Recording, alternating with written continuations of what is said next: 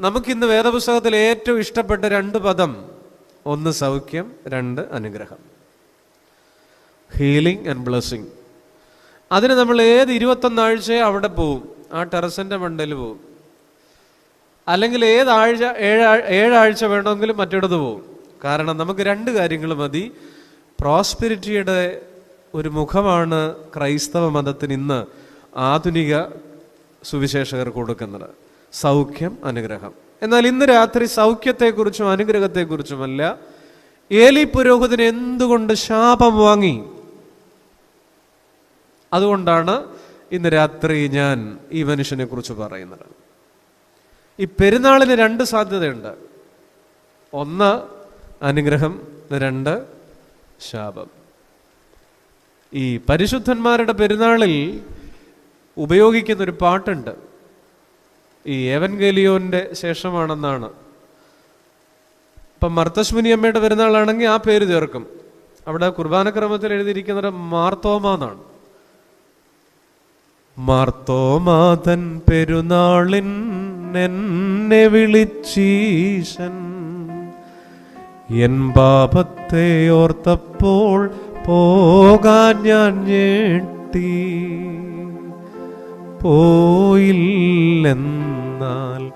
അയ്യോ ഞാൻ അന്യൻ എന്ന് പറഞ്ഞാൽ, മർത്തോമായുടെ പെരുന്നാളിൻ എന്നെ വിളിച്ചീശൻ, മർത്തശ്മുനിയുടെ പെരുന്നാളിൻ എന്നെ വിളിച്ചീശൻ. അയ്യോ, നോട്ടീസ് അടിച്ച് വീട്ടിൽ കൊടുത്തു വിട്ടു ജിബിനച്ചൻ, എൻ പാപത്തെ ഓർത്തപ്പോൾ പോകാൻ ഞാൻ ഞെട്ടി. എന്റെ പാപത്തെ ഓർത്തപ്പോൾ എങ്ങനെ ഞാൻ പോകും, എങ്ങനെ ഞാൻ ദൈവസന്നിധിയിൽ നിൽക്കും? പോകാനൊരു മടി. ഇത് ശാപമാകുമോ? പോയില്ലെന്നാൽ അയ്യോ ഞാൻ അന്യൻ. പോകാതിരുന്നാൽ ഞാൻ അന്യനായി പോകുമല്ലോ. ഇങ്ങനൊരു കൺഫ്യൂഷൻ എങ്ങാനും തോന്നിയിട്ടുണ്ടോ? ഹേയ്, എവിടെ പോയാലും കുഴപ്പം, പോയില്ലേലും കുഴപ്പം. ഇത് ശാപത്തിനുമാകാം, അനുഗ്രഹത്തിനുമാകാം. അങ്ങനെ 2 സാധ്യതകൾ പലപ്പോഴും വെച്ചു നീട്ടുന്നുണ്ട്. അതുകൊണ്ട് പാപത്തെ ഓർത്ത് കരഞ്ഞുകൊണ്ട് തിരുമുമ്പിൽ വരാനാണ്. നമുക്ക് മുന്നോട്ട് പോകാം. ഏലി പുരോഹിതൻ ശാപം വാങ്ങി, പ്രിയപ്പെട്ടവരെ, 3 കാരണം. 1, അഴകോടെ ആരംഭിക്കുകയും അഴുക്കോടെ അവസാനിപ്പിക്കുകയും ചെയ്തൊരു 98കാരൻ. A life that begins in beauty and ends in dirt. DIRT. അഴകോടെ ആരംഭിക്കുകയും അഴുക്കോടെ അവസാനിപ്പിക്കുകയും ചെയ്തു. ആര്? ഏലി. ശ്രദ്ധിക്കൂ, ഏലി പുരോഹിതൻ തുടങ്ങിയത് എങ്ങനെയാ? ശീലോവിൽ സമാഗമന കൂടാരം സ്ഥാപിച്ചിരുന്ന സ്ഥലത്ത് പുരോഹിതരും അവിടെ തന്നെ താമസിക്കും. ഇസ്രായേലിന്റെ ന്യായാധിപനായിരിക്കത്തക്കവണ്ണം യൗവനത്തിൽ സമർത്ഥനായ ഒരു ഏലി പൗരോഹിത്യ ശുശ്രൂഷയും ന്യായപാലനവും ഒരാൾ തന്നെ കൈകാര്യം ചെയ്യുന്ന ഡബിൾ റോൾ. എ ക്രിയേറ്റീവായിട്ടുള്ള ഒരു യൗവനം. ശീലോവിലെ പുരോഹിതൻ എന്ന അഴകുള്ള മേൽവിലാസവും പേറി, ഞാൻ മുമ്പേ പറഞ്ഞതുപോലെ 25ാം വർഷത്തെ ജൂബിലി ആഘോഷിച്ച മനുഷ്യൻ അഴകോടെ ആരംഭിച്ചു. 50ന്റെ ജൂബിലി വരുന്നുണ്ട്, 40 വർഷമായി. പക്ഷേ നിയോഗങ്ങളുടെ നിറവിൽ തുടങ്ങിയ ജീവിതം നീറുന്ന നിസ്സഹായതയിൽ ഒടുങ്ങി. ഞാൻ പറയും, നിയോഗങ്ങളുടെ നിറവിൽ തുടങ്ങി കുറവുകളുടെ വിയോഗത്തിൽ ഒടുങ്ങി. ഒന്നുകൂടെ പറഞ്ഞോട്ടെ, എനിക്ക് പറയാൻ ഇഷ്ടം തോന്നുന്നു. നിയോഗങ്ങളുടെ നിറവിൽ തുടങ്ങി, എ ഗ്ലോറിയസ് ബിഗിനിങ്, പക്ഷേ ബട്ട് എ ട്രാജിക് ഫിനിഷിംഗ്. നിയോഗങ്ങളുടെ നിറവിൽ തുടങ്ങി, പക്ഷേ കുറവുകളുടെ വിയോഗത്തിൽ ഒടുങ്ങി. അല്ലെങ്കിൽ എനിക്ക് ഇങ്ങനെ പറയാൻ തോന്നുന്നു, ചാരുതയോടെ തുടങ്ങി, ചതഞ്ഞൊടുങ്ങി. എത്ര ഭംഗിയായിട്ടാണ് ശമൂവേൽ ബാലനോട് പറയുന്നുണ്ട്, മക്കളെ, ഇനി നീ ദൈവശബ്ദം കേൾക്കുമ്പോൾ യഹോവയെ കൽപ്പിക്കണമേ, അടിയൻ കേൾക്കാമെന്ന് പ്രതികരിച്ചോണം. എന്നാൽ ഈ ഏലി പുരോഹിതൻ മരിക്കുന്നത് 98ാമത്തെ വയസ്സിൽ ദുരന്തത്തിന്റെ മരണമാണ്. ഒരു ഉമ്മറപ്പടിയിൽ നിന്ന് 4-ാം അധ്യായം 18-ാം വാക്യത്തിലുണ്ട്. അറ്റാക്ക് വന്ന് പുറകോട്ട് വീണ് മറിഞ്ഞ് കഴുത്തൊടിഞ്ഞ് ഒരു കോലമായി മരിച്ചയാളാണ്. ഉയർന്നിരിക്കേണ്ട നട്ടല്ലും ശിരസുമായി ഇരിക്കേണ്ട ഒരു പുരോഹിതന്റെ ശിരസൊടിഞ്ഞ് മരിക്കുന്ന ദുരന്തമുഖം. ആ മനുഷ്യൻ മരിക്കണ നേരത്ത് അങ്ങേർക്ക് ഒരു കൊച്ചുമോനുണ്ടായി. പേര് പറയാമോ? ആ പേരിട്ടത് തന്നെ ശാപത്തിന്റെ പേരാ. എന്താണെന്നറിയാമോ? ഈഖാബോദ്. ദൈവത്തിന്റെ പെട്ടകം പിടിക്കപ്പെട്ടു എന്ന് നാട്ടുകാർ വന്ന് പറഞ്ഞപ്പോൾ ഈ മനുഷ്യൻ അറ്റാക്ക് വന്ന് 98കാരൻ പുറങ്ങോട്ട് വീണ് കഴുത്തൊടിഞ്ഞ് മരിച്ചപ്പോൾ മകൻ ഫിനെഹാസിന്റെ ഭാര്യ 9 മാസം ഗർഭിണിയാണ്. ഈ വല്ലാത്ത വർത്തമാനം കേട്ട് തൻ്റെ ഭർത്താവൊക്കെ മരിച്ചു, പെട്ടകം പിടിപെട്ടു എന്ന് കേട്ടപ്പോൾ അവൾ മാസം തികയുന്നതിന് മുമ്പേ പ്രസവിച്ചു. ഒരു പേര് വെട്ടു. 28 വരെ നോക്കി നിന്നില്ല, 28 കെട്ടാനും നോക്കി നിന്നില്ല. ഈഖാബോദ്. മഹത്വം ഇസ്രായേലിൽ നിന്ന് പോയി. വല്യപ്പൻ 40 വർഷത്തെ ശുശ്രൂഷയുള്ള അച്ഛൻ ചതഞ്ഞൊടുങ്ങുമ്പോൾ കൊച്ചുമോൻ ദുരന്തത്തിന്റെ നാമം പേറി ഭൂമിയിൽ ഭൂജാതനാകുന്ന ഇതുപോലൊരു ദുരന്ത ജന്മമുണ്ടോ എന്ന് നാം ചിന്തിക്കും. അഴകോടെ ആരംഭിച്ചു, അഴുക്കോടെ അവസാനിപ്പിച്ചു. നമ്മളൊക്കെ പ്രാർത്ഥിക്കുന്നൊരു പ്രാർത്ഥനയല്ല എല്ലാ പരിശുദ്ധ കുർബാനയിലും. എന്താ?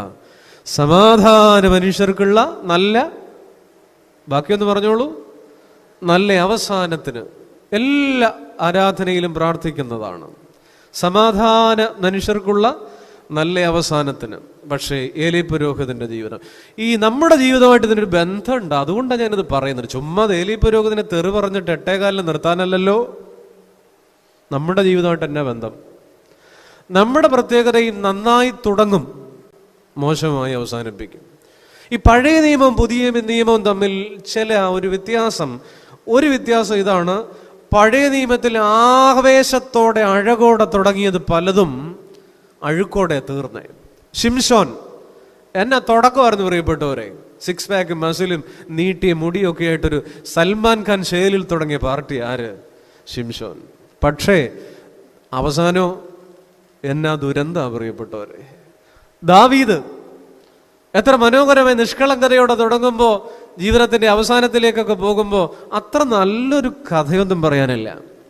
ശലോമോൻ ജ്ഞാനവും വിവേകവും ചോദിച്ചു വാങ്ങി ലോകത്തെ ജ്ഞാനത്തിന്റെ നെറുകയിൽ അദ്ദേഹം കയറിയിരുന്നു. പക്ഷെ അവസാനം കെട്ടി ഫറവോന്റെ മോളെ വരെ കയറി 800 കെട്ടി. അറിയാമോ നിങ്ങൾക്ക്? അവസാനം മോശമായിപ്പോയി. നോഹ ഇതുപോലൊരു നല്ല മനുഷ്യനില്ല. അവസാനം മുന്തിരിത്തോട്ടം നട്ടുണ്ടാക്കി, അത് വീഞ്ഞുണ്ടാക്കി, വെള്ളമൊടിച്ച് കോൺ തെറ്റി തുണിയില്ലാതെ കിടന്ന കഥയും പ്രസിദ്ധം. നന്നായി തുടങ്ങി. ഇസ്രായേലിന്റെ ആദ്യത്തെ രാജാവ് ശൗൽ, ഇസ്രായേലിനെ ഒരു പൊളിറ്റിക്കൽ പവറാക്കി രൂപപ്പെടുത്തിയ ഒരു ചെറുപ്പക്കാരൻ, എത്ര നന്നായി തുടങ്ങി. പക്ഷെ അവസാനം ഗിൽബോവ പർവ്വതങ്ങളെ ഉയരങ്ങളിൽ ഒരു വാളിന്റെ മേൽ ആ ജീവിതം അവസാനിക്കുമ്പോൾ വാട്ട് എ ട്രാജിക് ഫിനിഷിംഗ്. എത്ര മോശപ്പെട്ട അവസാനമാണ്. നിങ്ങൾ അതൊക്കെ കഴിഞ്ഞിട്ട് ദിനവൃത്താന്ത പുസ്തകത്തിലേക്ക് വരണം. നന്നായി തുടങ്ങിയ ഇസ്രായേലിന്റെ രാജാക്കന്മാരുണ്ട്. ശലോമോനെ പോലെ അവസാനിപ്പിച്ചത് അഴുക്കോടെയാ. യോവാശ്, ഉസിയാവ്, ആസ, ഹിസ്കിയാവ്, എത്രയോ പേർ നന്നായി തുടങ്ങി. എന്നാൽ പുതിയ നിയമത്തിലേക്ക് നോക്കൂ. വളരെ മോശക്കാരായി ആരംഭിച്ച ചിലരുണ്ട്. നാറുന്ന വലയും വള്ളവും മീൻകൊട്ടയും ഒക്കെയായിട്ട് കഥ പറഞ്ഞു തുടങ്ങിയ ചില മനുഷ്യർ. അപ്പോസ്തോലത്വത്തിന്റെ കമനീയ കാന്തിയിൽ കരകവിഞ്ഞൊഴുകുന്ന ഒരു കമനീയ ചിത്രം പുതിയ നിയമത്തിൽ കാണാം. എത്രയോ ശിഷ്യന്മാർ. പൗലോസ്ലീഹ ഗുണ്ടയായി തുടങ്ങുകയും തമ്പുരാന്റെ ചെണ്ടയായി തീരുകയും ചെയ്തയാളാണ്. മോശമായി തുടങ്ങി. ശമരിയാക്കാരി അഡ്രസ്സില്ല, 5 ഭർത്താക്കന്മാരുടെ ലിസ്റ്റ് മാത്രമേ കയ്യിലുള്ളൂ. പക്ഷെ അവൾ ഒരു സാക്ഷിയായി മാറിയില്ലേ. മഗ്ദലക്കാരി ഇറങ്ങിപ്പോയ ഭൂതങ്ങളുടെ കണക്ക് മാത്രം പറയാൻ നാട്ടുകാരുണ്ട്. പക്ഷെ അവൾ ആരായി മാറി? പുതിയ നിയമം ഇങ്ങനെയാണ്. ചില മനുഷ്യരുണ്ട്, വളരെ മോശപ്പെട്ട രീതിയിൽ തുടങ്ങും, പക്ഷെ വളരെ കമനീയമായി അവസാനിപ്പിക്കും. പഴയ നിയമത്തിലെയും പുതിയ നിയമത്തിലെയും പിതാക്കന്മാർ തമ്മിൽ ഇങ്ങനെ ഒരു ശ്രദ്ധേയമായ വ്യത്യാസമുണ്ട്. പക്ഷെ നമ്മളോട് ലോകം ചോദിക്കുന്നത്, ഇന്ന് രാത്രി ഏലി പുരോഹിതനെ കുറിച്ച് ചോദിക്കുമ്പോൾ, കുഞ്ഞേ ക്ലൈമാക്സ് എങ്ങനെയുണ്ടെന്നുള്ളതാണ്. നമ്മുടെ ജീവിതമേ വിലയിടാൻ പോകുന്നത് എങ്ങനെയെന്നറിയാം. നമ്മൾ ജീവിച്ചിരിക്കുമ്പോൾ കണ്ടുമുട്ടുന്ന 10,000-ങ്ങളല്ല കേട്ടോ. നമ്മുടെ ഈ പടയോട്ടങ്ങളിൽ കണ്ടുമുട്ടുന്ന ആരുമല്ല. നമ്മുടെ മരണനേരത്തിന് സാക്ഷിയാകുന്ന 2-3 പേരിലാണ് നമ്മുടെ ജീവിതത്തിന് സർട്ടിഫൈ ചെയ്യാൻ യോഗ്യതയുള്ളത്. നമ്മൾ മരിക്കാൻ നേരം ലോകം മുഴുവൻ ക്രിസ്തു വിരോധിയായി സംസാരിച്ച ഒരാളാണ് വോൾട്ടയർ. യേശുവിന് വിരോധിയായിരുന്നു, പക്ഷെ വലിയ തത്വചിന്തകനൊക്കെയാണ്.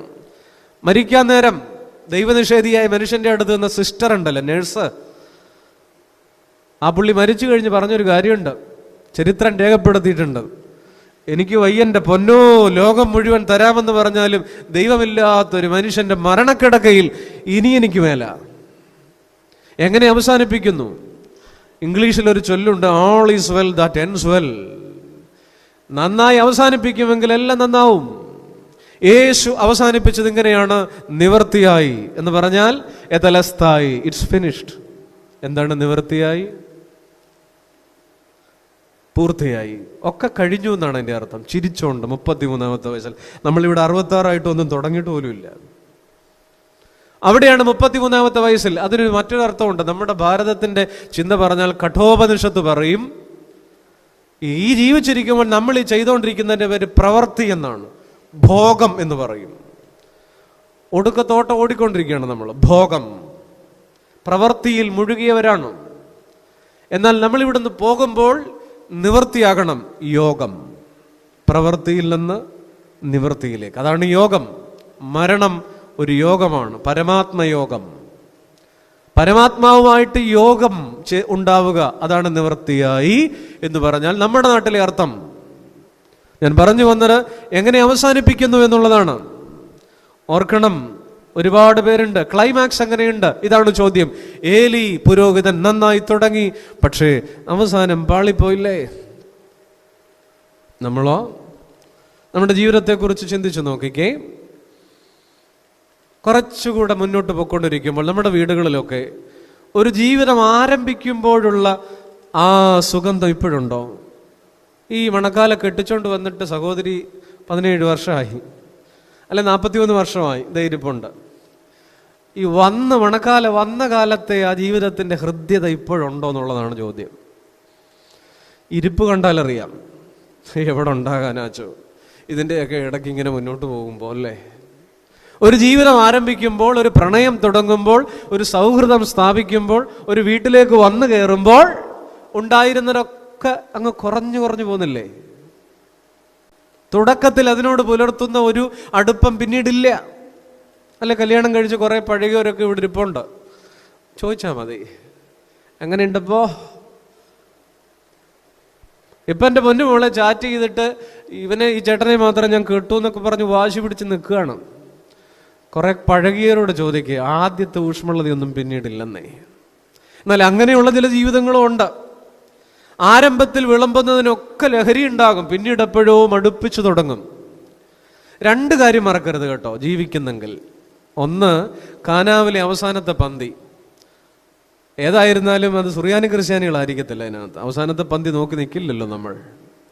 അവിടെയാണ് ഏറ്റവും നല്ല വീഞ്ഞു വിളമ്പിയത്. അവസാനത്തെ പന്തിയിലും ഏറ്റവും നല്ലത് വിളമ്പുന്ന ചില ജീവിതങ്ങളുണ്ട്. ഇവിടെയൊക്കെ കണ്ടാൽ ആ ജംഗ്ഷനിൽ ഇറങ്ങിയ ചിലപ്പം 77 വയസ്സുള്ള അമ്മച്ചിയെ കൈപിടിച്ചിട്ട് 82-കാരൻ അപ്പച്ചൻ റോഡ് കുറുക്കിയാണ് നിൽക്കുന്ന ഒരു കാഴ്ച കാണാം. ആ നിൽപ്പിൻ്റെ പേരാണ് കാനാവിലെ അവസാനത്തെ പന്തി. അവസാനത്തെ പന്തികളിൽ നല്ല നിറച്ച് വിളമ്പും. അല്ലെങ്കിൽ ഇവിടെ തന്നെ ഇരിക്കുന്ന കല്യാണം കഴിച്ച നാളുകളിൽ നിങ്ങൾ 2 പേരോടാണ് യാത്ര ചെയ്തുകൊണ്ടിരുന്നത്. പിന്നീട് എപ്പോഴും അത് പല വണ്ടിയിലായി, പല സമയത്തായി. എന്നാൽ ഇപ്പം നോക്കിക്കുക, പിള്ളേരൊക്കെ ഒരു വഴിക്കായി മക്കളെയൊക്കെ കെട്ടിച്ചു വിട്ടു. അപ്പച്ചനും അമ്മച്ചിയും തന്നെയായി, 2 കൂടെ ഉള്ള വീട്ടിൽ. മോളെ നരിയാപുരത്ത് ഒരുത്തിയെ ചെങ്ങന്നൂരും കെട്ടിച്ചിട്ടുണ്ട്. ചെങ്ങന്നൂർക്കാരി വന്ന് അപ്പച്ചനോട് ചോദിക്കുന്നുണ്ട്, അമ്മച്ചിയെ 2 ദിവസം എൻ്റെ കൂടെ വിടുമോ നിങ്ങൾ? വിടുകയല്ല. കാരണം എന്താ, ഈ പ്രായമാകുമ്പോൾ ഇവർ തമ്മിലുള്ളൊരു ബോണ്ടിങ് കുറച്ചുകൂടെ കൂടും അല്ലേ? അവർ തമ്മിലൊന്ന് പിരിഞ്ഞിരിക്കാൻ തന്നെ പാടാണ്. നീ കൊണ്ടുപോകണം, നീ കൊണ്ടുപോയാലും നാളെ വൈകിട്ടിങ്ങ് പറഞ്ഞു കൊണ്ടാക്കണം. കൊച്ചു പിള്ളേരൊക്കെ ആയിരുന്നു പറയുന്നത്, മിടുക്കണം, പറയണം മോനെ, പറയണം. അതാണ് ഈ പ്രായമാകുമ്പോൾ അങ്ങനെ ഒരു ബോണ്ടി. എങ്ങനെ പറയുന്നുണ്ടെങ്കിൽ, ഇനി ഇതിനെ എവിടെങ്കിലും കൊണ്ടുപോക്കുമെന്ന് പറയുന്നോന്ന് എനിക്ക് അറിയാൻ പാടില്ല. ഇങ്ങനെ പറയുന്നുണ്ടെങ്കിൽ അതിൻ്റെ പേരാണ് കാനാവിലെ അവസാനത്തെ പന്തി.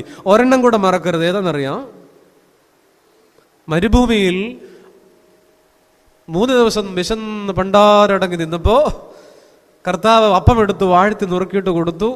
വിളമ്പുന്നതിന് മുമ്പ് ഇരുത്തിക്കൊള്ളാൻ പറഞ്ഞു. എത്ര വീതം ഇരുത്തിയത്? പറയൂ, എത്ര വീതം ഇരുത്തിയത്?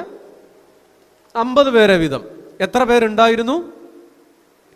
എൻ്റെ കർത്താവേ, എത്ര പേരുണ്ടായിരുന്നു? കർത്താവ് അപ്പം വാഴ്ത്തി നുറുക്കി കൊടുത്തിട്ട് എത്ര പേർക്കാ? 5000. ബാക്കി ബൊഫയാ. ഈ 5000 പേരെ 50 വീതം ഇരുത്തിയാൽ എത്ര പന്തി കാണും? എടുത്തു വെച്ച് ഗുണിച്ചേ, പറയൂ. 100. 100 പന്തി ഉണ്ടാവും. അപ്പൊ നിങ്ങളൊന്ന് ആലോചിച്ച്, മനോമുകുരത്തിൽ തിബിരിയാസിന്റെ പുൽമേടുകളിൽ ചാഞ്ഞു കിടക്കുന്ന ആ തിബിരിയാസിന്റെ ആ പുൽത്തീരത്ത്, ആ മലഞ്ചെരുവിൽ 50 വീതമുള്ള 100 പന്തി ദേ കാണാം. കണ്ടോ? അപ്പൊ വിളമ്പൂട് ആലോചിച്ചോണം. അപ്പോ മീനും ആദ്യം മുതലേ വിളമ്പിക്കൊണ്ടിരിക്കുകയാണ്. 1-ാം പന്തി, 2-ാം പന്തി, 3-ാം പന്തി, 1-ാം പന്തി, 2-ാം പന്തിയിലൊക്കെ മണക്കാലക്കാരൊക്കെ ഉണ്ട്. പിന്നെ എന്തായാലും ഇവിടെ 100-ാമത്തെ പന്തി ഉണ്ട്. അതിലേക്ക് ഞാൻ നിങ്ങളുടെ ശ്രദ്ധ കൊണ്ടുപോവുക. 100-ാമത്തെ ഒരു പന്തി. അവിടെ ഇരിക്കുന്നവൻ്റെ മനോവിചാരം എന്നായിരിക്കും? ഇവിടെ എത്തുമോ എന്തോ, ഇവിടെ വല്ലതും കിട്ടുമോ, വിളമ്പി ഇവിടെ വല്ലതും വരുമോ? അല്ലേ? 8 പേരിരിക്കുന്ന മേശയിലിരിക്കുന്നപ്പോൾ തന്നെ നമുക്കറിയാമല്ലോ, കണ്ണും കൈയും എത്താത്ത വെപ്രാളം.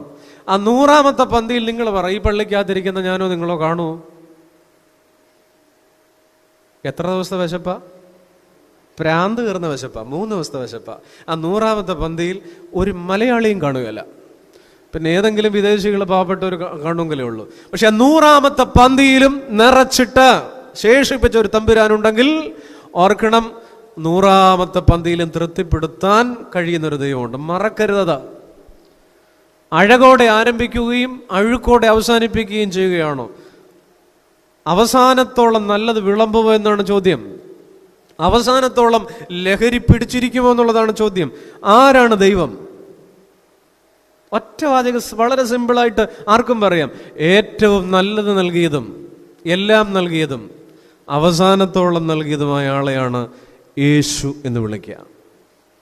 ക്രൂശിലുള്ള കൈകൾ വിരിച്ചിട്ട് അവസാനത്തുള്ളിയും അവസാനത്തോളം നൽകിയതും. ഞാൻ പഴയ ഒരു മരുമോടെ കാര്യം പറയാം, ഇഷ്ടപ്പെടുമായിരിക്കും. റബേക്ക ആരുടെ ഭാര്യയാണ്?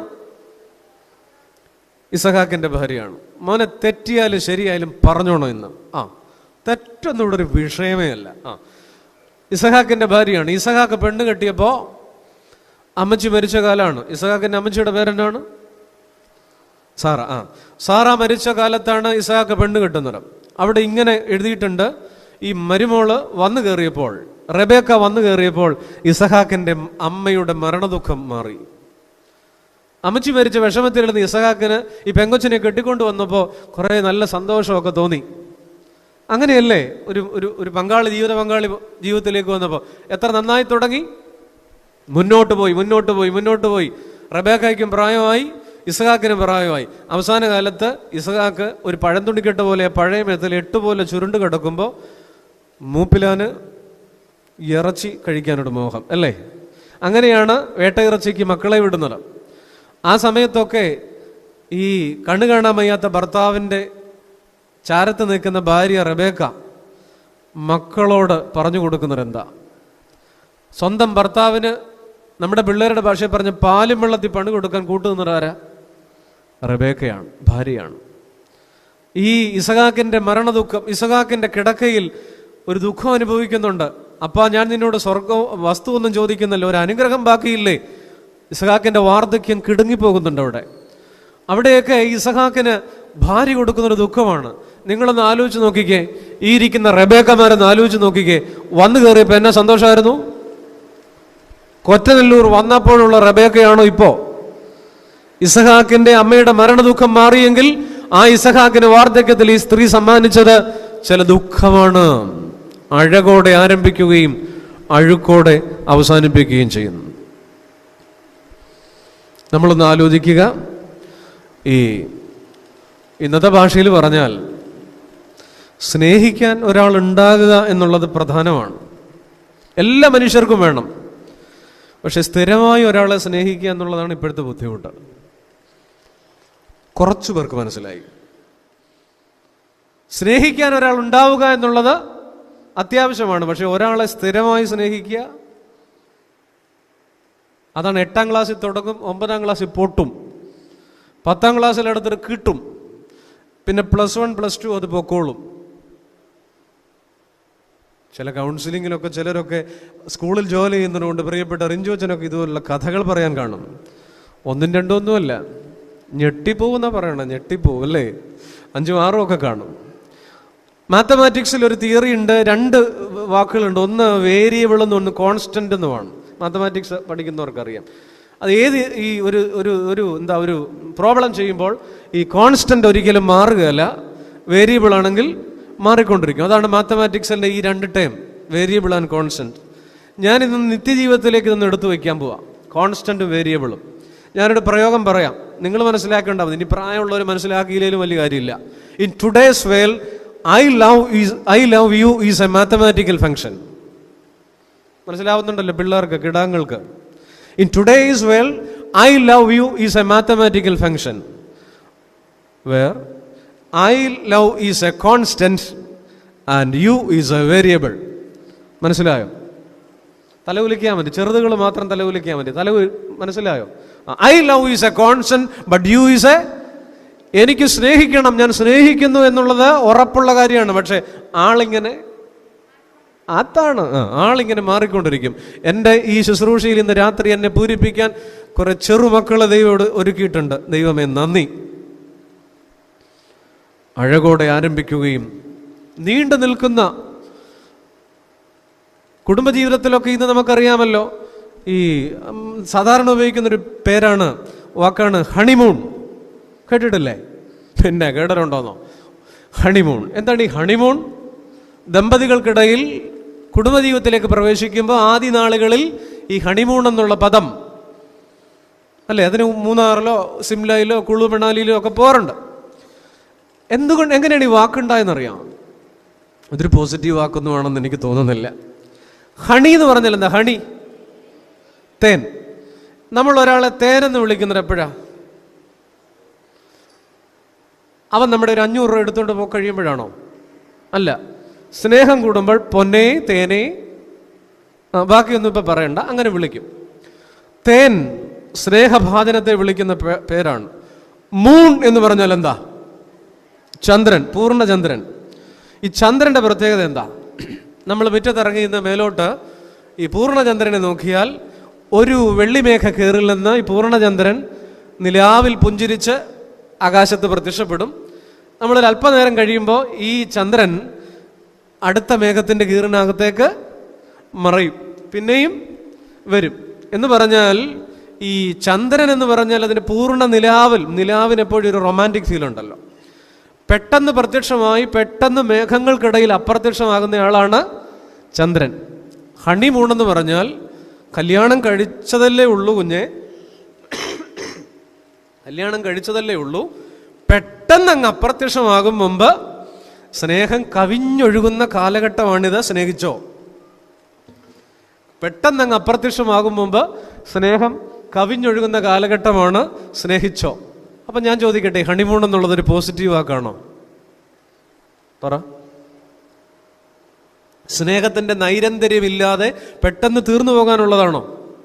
അല്ല. പ്രിയപ്പെട്ടവരെ, ഇന്ന് പലപ്പോഴും പെട്ടെന്ന് തീർന്നു പോകുന്നതാണ്.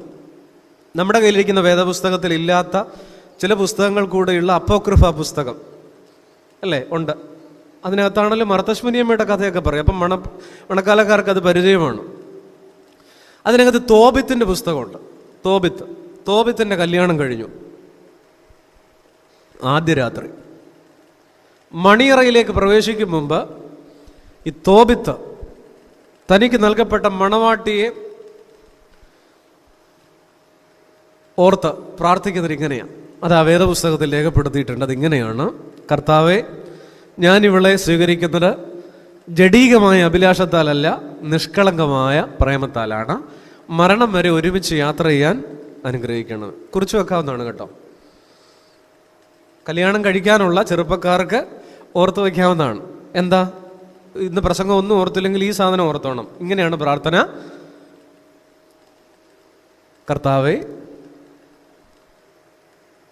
കർത്താവേ, ഞാനിവളെ സ്വീകരിക്കുന്നത് ജഡീകമായ അഭിലാഷത്താലല്ല, നിഷ്കളങ്കമായ പ്രേമത്താലാണ്. മരണം വരെ ഒരുമിച്ച് യാത്ര ചെയ്യാൻ അനുഗ്രഹം. ഈ പിള്ളേരുടെ ഇരിപ്പ് കണ്ട ഇവർക്കൊന്നും കല്യാണം കഴിക്കാനേ താല്പര്യമില്ല എന്നുള്ള മട്ടിലാണ്. കഥയൊക്കെ നമുക്കറിയാം. അപ്പോൾ ഇതാണ് നീണ്ടു നിൽക്കുന്നൊരു സ്നേഹത്തിൻ്റെ നൈരന്തര്യമുണ്ടോ അവിടെ ഹണിമൂൺ എന്നുള്ള വാക്ക് നെഗറ്റീവാണെന്ന് ഞാൻ പറയുള്ളൂ. നമ്മുടെ വിവാഹവേദികളിലേക്ക് നമുക്ക് മടങ്ങി വരാം. മണക്കാലയിലെ കല്യാണ വീടുകളിലേക്ക് വരാം, ഓഡിറ്റോറിയങ്ങളിലേക്ക് വരാം. ഈ കല്യാണ വീട്ടിൽ ഭയങ്കര ബഹളമാണല്ലോ, ആഘോഷമാണല്ലോ. പക്ഷെ നമ്മോട് മൗനമായി സംസാരിക്കുന്ന ചില കാര്യങ്ങളുണ്ട്. എന്തെന്നറിയാം? ചില സൈലന്റ് ക്വസ്റ്റ്യൻ. ഓരോ കല്യാണ വീടും നമ്മളോട് ചോദിക്കുന്ന ചില സൈലന്റ് ക്വസ്റ്റ്യൻസ് ഉണ്ട്. അത് ഞാൻ പറയാം. ഒന്നാമത്തെ ഒരു വെഡ്ഡിങ് കേക്കാണ്. മുറിക്കപ്പെടാൻ തയ്യാറായി നിൽക്കുന്ന ഒരു വെഡ്ഡിങ് കേക്ക് ഉണ്ടല്ലോ കല്യാണ വീട്ടിൽ, കല്യാണത്തിൻ്റെ ഓഡിറ്റോറിയത്തിൽ, ആ സ്റ്റേജിൽ.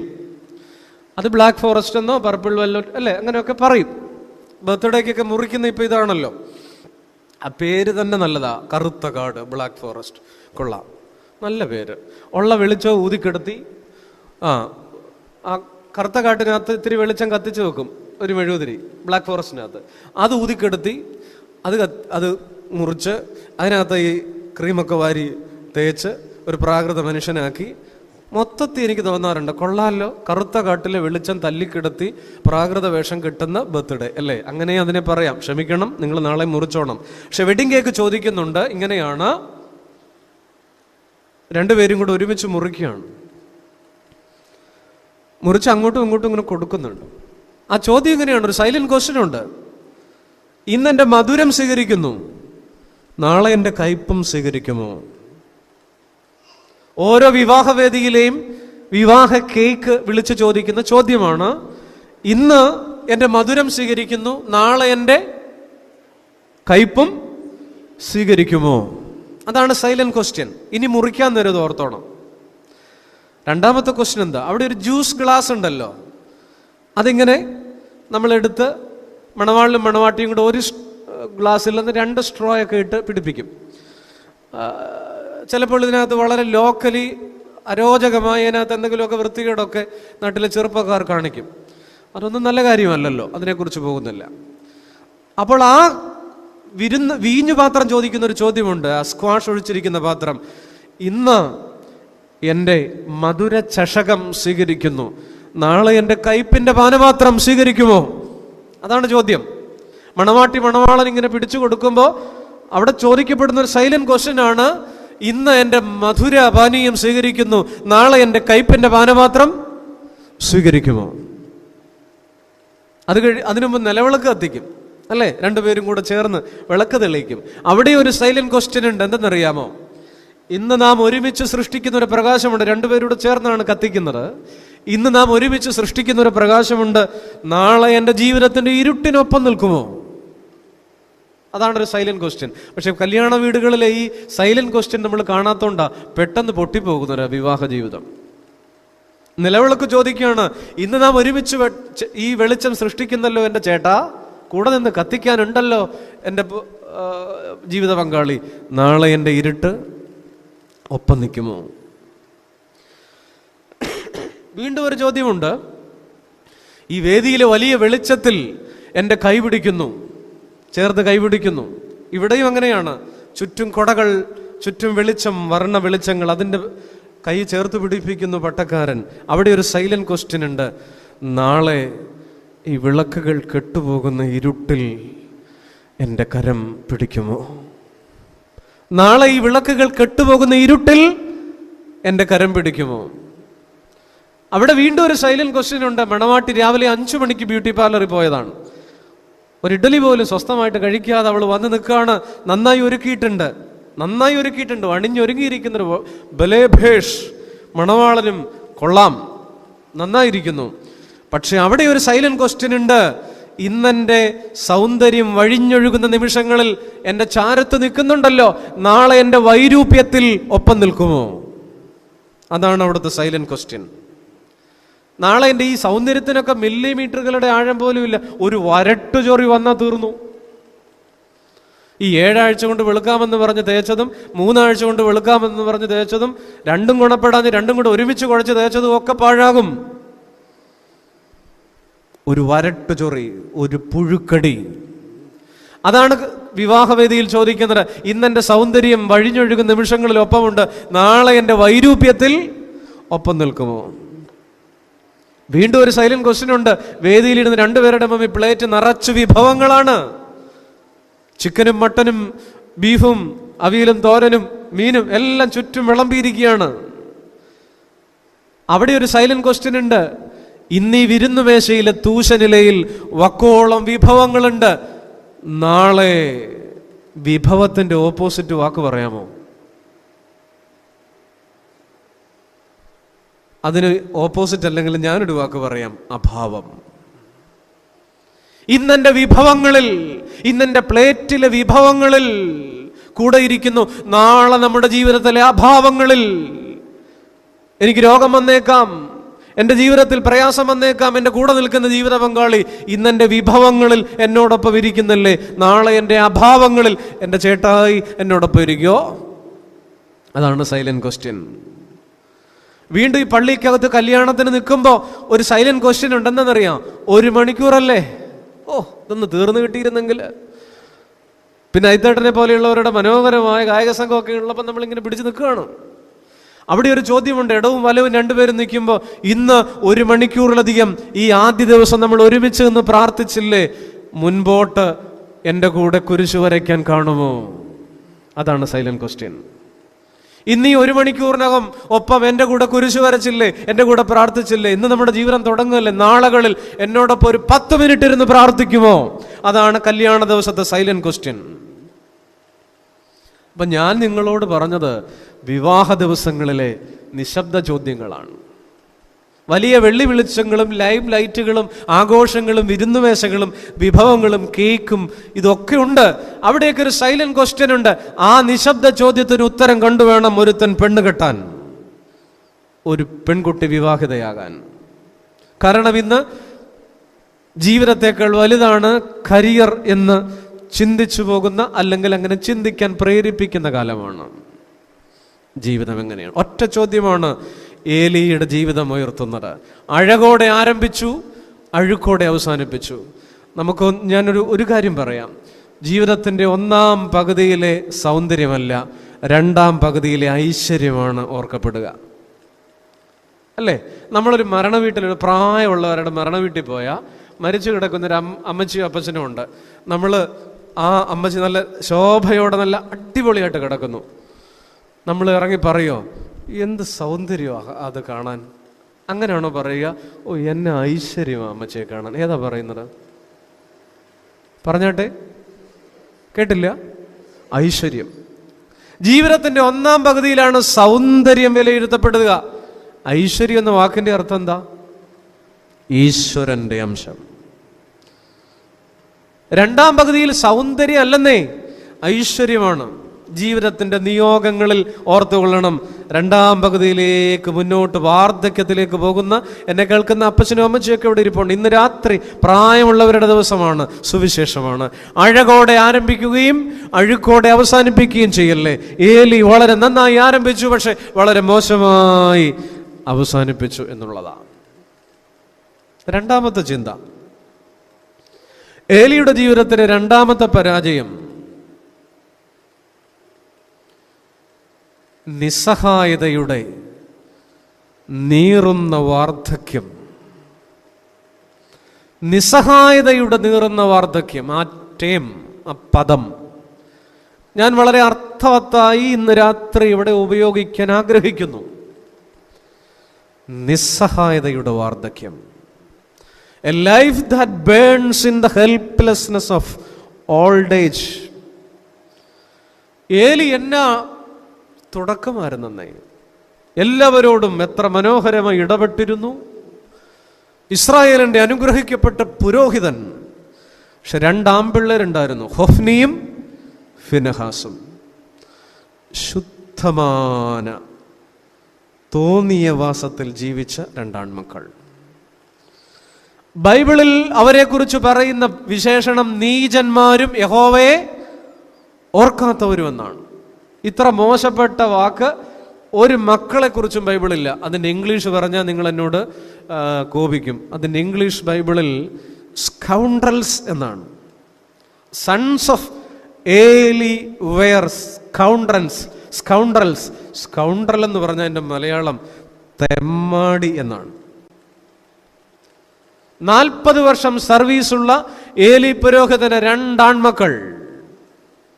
The sons of Eli were scoundrels. പരസ്യമായി പാപം ചെയ്തവർ. അവരെന്നാ പാപം ചെയ്ത് നിങ്ങൾക്കറിയാമോ?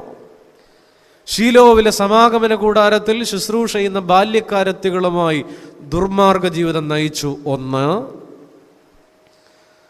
2, യഹോവയുടെ വഴിപാടിനെ നിന്ദിച്ച് ഈ മാംസം വേകുന്ന സമയമാകുമ്പോഴേക്കും അതിൽ നിന്ന് വാരിക്കൊണ്ട് മക്കളെയും തീറ്റി പണ്ടാരങ്ങളായിരുന്നു. അങ്ങനെ അനുസരണം കെട്ട 2 ആൺമക്കൾ. അപ്പന്റെ നാവ് അടഞ്ഞുപോയി, അപ്പന്റെ തല കുനിഞ്ഞുപോയി. ഞാൻ പറയാൻ വരുന്ന വിഷയം നിങ്ങൾക്ക് മനസ്സിലാകും. എത്രമാത്രം നന്നായി ജീവിച്ച ഒരു മനുഷ്യന്റെ വാർദ്ധക്യത്തിൽ മക്കളാൽ അപമാനം നേരിടുന്ന ഒരപ്പൻ, നിസ്സഹായതയുടെ നീറുന്ന വാർദ്ധക്യം. പ്രിയപ്പെട്ടവരെ, അപ്പന്റെ ശ്രേഷ്ഠമായ ഐഡന്റിറ്റിയുടെ ബലത്തിൽ അഹങ്കരിച്ച മക്കളാ. അപ്പൻ പുരോഹിതനല്ലേ, അപ്പൻ അച്ഛനല്ലേ.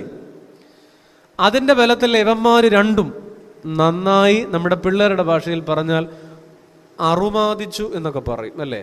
ആ ഇഷ്ടം പോലെ അങ്ങ് ജീവിച്ചു, തോന്നിയ പോലെ ജീവിച്ചു. ആ മക്കളാൽ അപ്പൻ്റെ തല കുനിഞ്ഞുപോയി. നമുക്ക് വേദമുഖത്ത് നിന്ന് നമ്മുടെ വീട്ടിലേക്ക് വരാം, നമ്മുടെ ജീവിതത്തിലേക്ക് വരാം. കാലഘട്ടത്തിൻ്റെ മുഖചിത്രമല്ലേ ഏലി. നിസ്സഹായരാകുന്ന മാതാപിതാക്കൾ നമ്മുടെ മുമ്പിലില്ലേ. ക്ലീൻ പബ്ലിക് അഡ്രസ് ഉണ്ട് ഏലിക്ക്. നാട്ടുകാരുടെ മുമ്പിൽ എന്നെ അഡ്രസ്സുള്ള മനുഷ്യനാ. പക്ഷേ വീട്ടിലോ പറഞ്ഞാൽ കേൾക്കുകയല്ല. പറയാൻ ഈ അപ്പന് പേടിയാ. പറഞ്ഞാലേമാർ കത്തിയെടുത്ത് കീച്ചിക്കളയും. അത് വേണ്ടാന്ന് വിചാരിച്ച് അപ്പം മിണ്ടുകയല്ല, ഒതുങ്ങിക്കൂടും. ഞാൻ പറയാണ്, മണക്കാലയിൽ ക്ലീൻ പബ്ലിക് അഡ്രസ് ഉള്ള എത്രയോ ചില മനുഷ്യർ വീട്ടിനുള്ളിൽ നീറി ഒടുങ്ങുന്നുണ്ട്. അത് അപ്പൻ മാത്രമല്ല, അമ്മയുണ്ട്. ശരിയല്ലേ? പുറത്ത്, വേലിക്ക് പുറത്ത് സുൽത്താനെ പോലെ ജീവിക്കുന്ന ചില മനുഷ്യരുണ്ട്. പള്ളിയിൽ കാണുമ്പോഴോ മണക്കാല ടൗണിൽ വെച്ച് കാണുമ്പോഴോ ഒന്നും ഒരു കുഴപ്പമില്ല. പക്ഷെ വീട്ടിനുള്ളിൽ നീറി ഒടുങ്ങുന്നുണ്ട്. ഉപദ്രവം പോലും കിട്ടുന്നവരുണ്ട്. പുറത്ത് പറയുന്നില്ലെന്നുള്ളതേ ഉള്ളൂ. വ്യക്തമായിട്ട് അറിയാവുന്ന ഒത്തിരി അനുഭവങ്ങളുണ്ട്. തല്ലുപോലും മേടിക്കുന്നുണ്ട് ചില തന്തമാരും തള്ളമാരും. പക്ഷേ പുറത്ത് പറയുന്നില്ല. നിങ്ങൾ വേദപുസ്തകത്തിലേക്ക് നോക്കുന്നത്, യാക്കോബ് എന്ത് പ്രതാപിയായ മനുഷ്യനാ.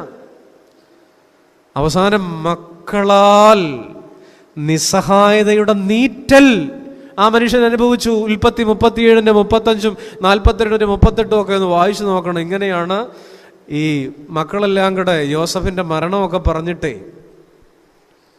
അപ്പനെ വേദനിപ്പിക്കുമ്പോൾ യാക്കോബ് പറയുന്നൊരു കാര്യമുണ്ട്, നിങ്ങൾ എൻ്റെ നരയെ ദുഃഖത്തോടെ പാതാളത്തിൽ ഇറക്കുമാറാക്കും. എത്ര നന്നായി ജീവിച്ച യാക്കോബാണ് അവസാനം വീട്ടിനുള്ളിൽ തികഞ്ഞ വാർദ്ധക്യത്തിൽ നീറി പുകയുന്നത്. അതേ ഇസഹാക്ക് തന്നെ അവസാനം മരിക്കാൻ കിടക്കുമ്പോൾ മക്കളാൽ നിന്ദിക്കപ്പെട്ടില്ലേ. മക്കളുടെ മത്സരക്കളങ്ങളിൽ ഇടറി അലയുന്നൊരു അപ്പനെ ദാവീദിൽ കാണാം നമുക്ക്. അബ്ശാലോമിൻ്റെയൊക്കെ ക്രൂര പീഡനം ഏൽക്കേണ്ടി വന്നു ദാവീദിന്, സ്വന്തം മോന. അപ്പോൾ ഞാൻ പറയും, മണക്കാലയിലും എന്നെ കേൾക്കുന്ന ഒരുപാട് വീടുകളിൽ ചില വൃദ്ധരായ മാതാപിതാക്കൾക്ക് കരയാൻ, കഥ പറയാനുണ്ട്. ഏകാന്തതയുടെ ബലികുടീരങ്ങളിൽ ഉരുകുന്നു. കേരളത്തിൽ ഏറ്റവും കൂടുതൽ വീടുകൾ ഒഴിഞ്ഞു കിടക്കുന്നത് നസ്രാണി ഭവനങ്ങളാണ്. നസ്രാണി ഭവനങ്ങളാണ് കേരളത്തിൽ താമസമില്ലാതെ അടഞ്ഞു കിടക്കുന്ന വീടുകൾ. ഏറ്റവും കൂടുതലുള്ളത് ക്രിസ്ത്യാനിയുടെ വീടുകളാണ്. അത് മധ്യ തിരുവിതാംകൂറിൽ അത് വളരെ കൂടുതലാണ്. UK-യും യൂറോപ്പും കാനഡയും ഒക്കെ പുതിയ വാതായനങ്ങൾ നമ്മുടെ തലമുറകൾക്ക് മുമ്പിൽ തുറന്നിടുമ്പോൾ പിള്ളേർ ഒന്നേ ഉള്ളൂ, ഒന്നേകാലില്ല. ഇതുങ്ങൾ എവിടെങ്കിലുമൊക്കെ പോയി വല്യപ്പനും വല്യമ്മയും പിന്നെ ഒരു പട്ടിക്കുട്ടിയും മാത്രം വീട്ടിലാകുന്ന കാലഘട്ടത്തിൽ നമുക്കറിയാലോ, ഈ കോവിഡ് വന്നപ്പോൾ ഏറ്റവും കൂടുതൽ ബുദ്ധിമുട്ടിയ സമൂഹം പ്രായമുള്ളവരാ.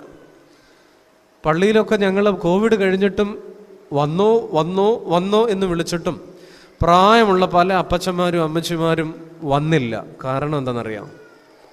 ഇവിടുത്തെ കാരണം തന്നെ. അച്ഛാ വരണമെന്നുണ്ട്, പക്ഷേ പിള്ളേർ പറഞ്ഞിട്ടുണ്ട് എങ്ങും പോകരുത്,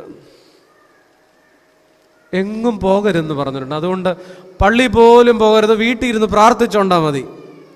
ഇവിടെയുണ്ട്.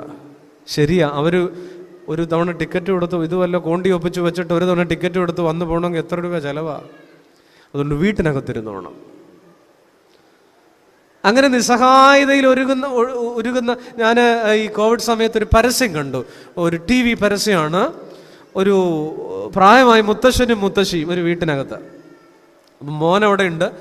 ഈ മുത്തശ്ശനെ മുത്തശ്ശി ഒന്നിനും പുറത്തോട്ട് വിടത്തില്ല. ഇങ്ങേർക്കൊന്ന് ഇറങ്ങിച്ചാടാൻ പുള്ളി ഇങ്ങനെ ബുദ്ധിമുട്ടിരിക്കുക.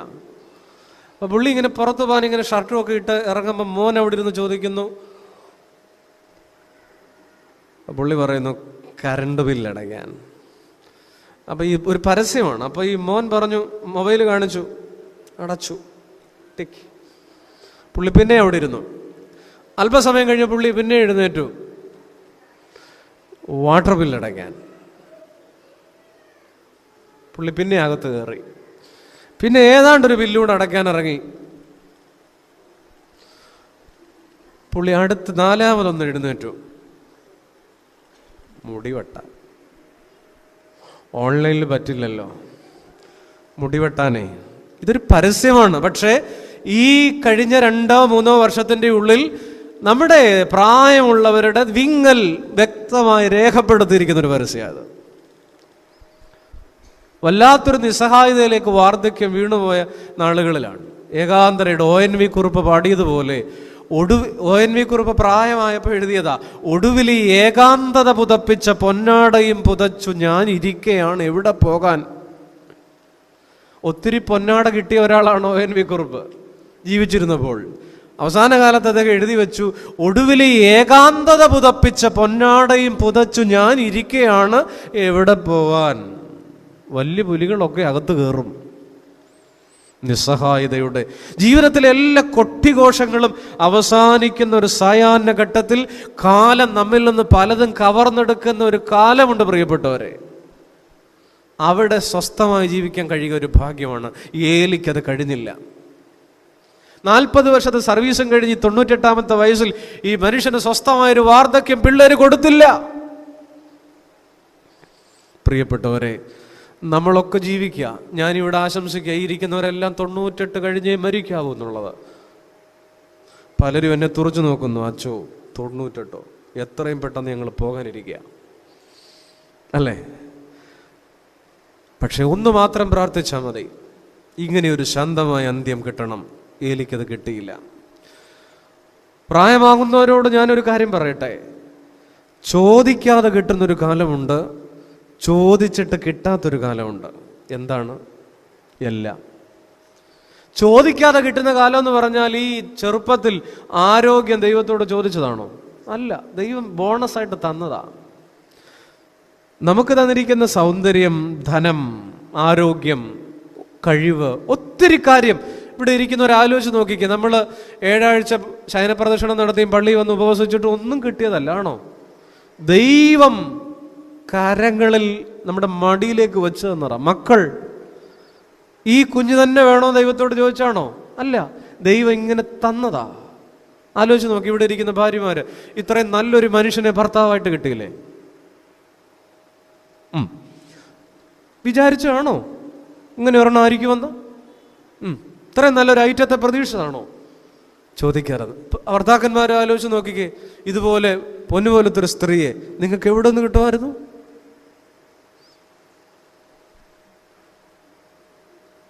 ചിലരുടെ ചിരിയുടെയൊക്കെ അർത്ഥം എനിക്ക് നന്നായി മനസ്സിലാവുന്നുണ്ട്. ഇതുപോലെ ഒരാളെ കിട്ടുകയല്ല. അതൊക്കെ ചോദിക്കാതെ തന്നറ. മക്കളും ഭർത്താവും വീടും വസ്തുത എല്ലാം. പക്ഷേ ഒരു 60 കഴിഞ്ഞ ഒരു ശാന്തമായിട്ട് ചിന്തിച്ച് ഇനി ചോദിച്ചാലും പലതും കിട്ടുകയല്ല. 73 കഴിഞ്ഞു, നീ ഇനി എത്ര രാവിലത്തെ കൂട്ടുമടക്കിയോട്ട് ഓടിയാലും ഒരു പരിധിക്കപ്പുറം ഷുഗർ കുറയല്ല. രാവിലെ വെറുതെ ഓടിക്കോ, നടന്നോ, എത്ര വർക്കൗട്ട് ചെയ്താലും എത്ര എക്സസൈസ് ചെയ്താലും പ്രഷറൊക്കെ പ്രായമായി വരിക. ചോദിച്ചാൽ ഇങ്ങനെയൊക്കെ തന്നെ. സന്ധിവേദന, ശരീരത്തിൽ 186 മൂവബിൾ ജോയിൻസ് ഉണ്ട്, സന്ധിയുണ്ട് 186 ഇപ്പം നമുക്ക് 230 എണ്ണത്തിന് വേദനയായിട്ടിരിക്കുക. വലുതായിട്ടൊന്നും കുറയത്തില്ല, ഇതിങ്ങനെ പോകത്തേ ഉള്ളൂ. പറഞ്ഞത് ചോദിക്കാതെ കിട്ടുന്നൊരു കാലമുണ്ട്, ചോദിച്ചിട്ടും കിട്ടാത്തൊരു കാലമുണ്ട്. വാർദ്ധക്യം ചോദിച്ചിട്ടും കിട്ടാത്തൊരു കാലമാണ്. അവിടെ എങ്ങനെ ആയിരിക്കാൻ നമുക്ക് കഴിയുന്നു? അവിടെ എൻ്റെ പ്രിയപ്പെട്ട കൗമാരത്തിലെയും യൗവനത്തിലെയും ഒക്കെ മക്കളെ, നിങ്ങളുടെ അപ്പനോ അല്ലെങ്കിൽ വാർദ്ധക്യത്തിലുള്ളവർക്ക് ഈ ബലകുളശാദി തൈലത്തിൻ്റെ മണം അത്ര സുഖമുള്ള കാര്യമല്ല. നന്നന്തരം കുഴമ്പിൻ്റെ വട അതും അത്ര സുഖമുള്ള കാര്യമല്ല. അത് അമ്മച്ചിക്ക് അങ്ങോട്ടൊന്ന് എടുത്തു കൊടുക്കാൻ തന്നെ നമ്മൾ ഈ 2 വിരലുകൊണ്ട് ആ കുപ്പിയെ പിടിക്കുന്നത്. മക്കളെ, അങ്ങനെയൊന്നും പാടില്ല. ഈ സർ ഐസക് ന്യൂട്ടൻ്റെ 3ാമത്തെ സിദ്ധാന്തം എന്താ? For every action there is an equal and opposite എന്ന് പറഞ്ഞാൽ അതിൻ്റെ പച്ച മലയാളം എന്തുവാ? ഏതൊരു പ്രവർത്തനത്തിനും തുല്യവും വിപരീതവുമായൊരു റബ്ബർ പന്ത് തറയിലോട്ട് അടിച്ചാൽ അതേ ഫോഴ്സിൽ കുറച്ചുകൂടെ അടിച്ചാൽ അത്രയും ഫോഴ്സ് എന്ന് പറഞ്ഞാൽ, നമ്മൾ ഇവിടെ ഇരിക്കുന്ന മരുമക്കളൊക്കെ കേട്ടോണേ, നമ്മൾ നമ്മുടെ ഇപ്പം എങ്ങനെയാണോ അതിൻ്റെ പൊന്നു തൂക്കണ അളവിൽ ന്യൂട്ടൻ്റെ 3rd ലോ അനുസരിച്ച് നമുക്ക് തിരിച്ചു കിട്ടും, പലിശ സഹിതം കിട്ടും. നിസ്സഹായതയുടെ നീറുന്ന വാർദ്ധക്യം. ഈ പുതിയ നിയമത്തിൽ സുവിശേഷം ആരംഭിക്കുമ്പോൾ നിങ്ങൾ ഓർത്ത് നോക്കിക്കേ, പ്രായമുള്ള ഒരു പാട്ട് പാടുക. വൃദ്ധനായ ശീമോനും ഹന്നയും ഒക്കെ പാട്ട് പാടുക. അതൊക്കെ ഒരു ആന്തരിക സൗഖ്യമാണ്. 84 വർഷം വിധവയായിരുന്ന ഹന്ന ദേവാലയത്തിൽ യേശുക്കുഞ്ഞിനെ കാണുമ്പോൾ ഒരു ഉണർവുണ്ട്. 84 വർഷത്തെ വൈധവ്യത്തിലും. അതുകൊണ്ട് നാം നിസ്സഹായരാകുന്ന ഓരോ നിമിഷവും പ്രാർത്ഥിക്കാനുള്ള അവസരമാണ്. പരസ്യമായ നമ്മുടെ പ്രായമുള്ളവരൊക്കെ പണ്ട് വെളുപ്പിനൊക്കെ എഴുന്നേറ്റിരുന്ന് എന്താ പാടിയത്? ഹായൻ പ്രിയന്റെ പ്രേമത്തെ ഓർത്തിട്ടാനന്ദം പരമാനന്ദം എന്ന് പാടിക്കേ. എനിക്കറിയാം, പാടത്തില്ലെന്ന് എനിക്ക് നന്നായിട്ടറിയാം. അച്ചോ വൈകിട്ടത്തെ പാട്ട് പാടാം, ഞങ്ങളിപ്പോൾ പാടും. ഈ രാവിലത്തെ വൃത്തിയിട്ട പാട്ടൊന്നും പാടരുത്. ഹായൻ പ്രിയന്റെ പ്രേമത്തെ ഓർത്തിട്ടാനന്ദം പരമാനന്ദം പുതുവാനം ഭൂദാനം ചെയ്തദാനന്ദം. ദൈവസ്നേഹത്തെ പ്രേമമായി കണ്ട് 85ാമത്തെ വയസ്സിൽ അമ്മച്ചിരുന്ന് പാടുക. ഇതുപോലൊരു പ്രഭാതം നമുക്കടുത്തിടുന്നു മനമേ, ഹായന്താനന്ദം നമ്മുടെ പ്രിയൻ നീതി സൂര്യനായി. അപ്പൊ പ്രായമുള്ളവരൊക്കെ രാവിലെ ഇരുന്ന് ഇങ്ങനെ പാടുമായിരുന്നു. കൊടുങ്കാറ്റുണ്ടി വനദേശത്ത് പ്രിയനേ എന്നെ വിടല്ലേ, കൊതിയോടെ ഞാൻ വരുന്നേ എൻ്റെ സങ്കടം അങ്ങു. നമ്മുടെ പ്രായമുള്ളവരുടെയൊക്കെ പഴയ പ്രഭാതങ്ങൾ എങ്ങനെയായിരുന്നു? ഇപ്പോഴോ?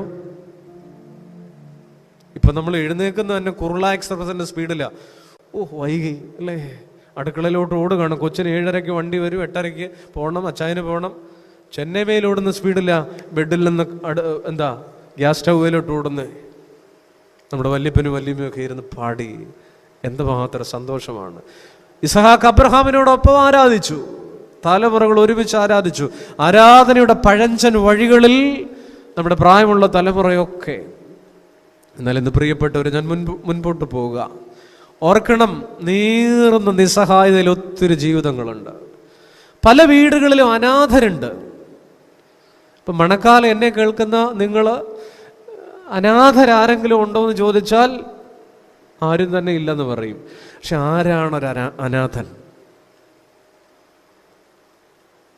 നിരുപാധികം സ്നേഹമില്ലാത്ത വീട്ടിൽ നിങ്ങൾ അനാഥനാണ്.